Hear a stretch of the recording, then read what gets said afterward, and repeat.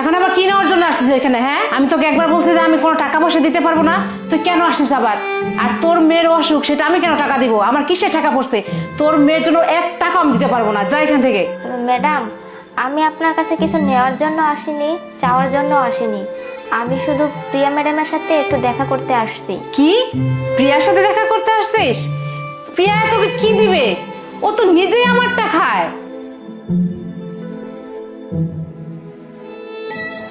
আরে লিমা, কি খবর তোর? কখন আসলি? আর তোর মেয়ে কেমন আছে?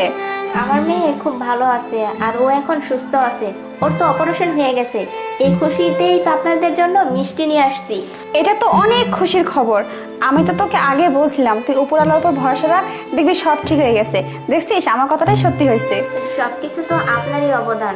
আর আপনি যে আপনার স্বর্ণের চেনটা আমাকে দিয়েছেন, তার জন্যই তো আমি আমার মেয়েকে চিকিৎসা করাতে পেরেছি।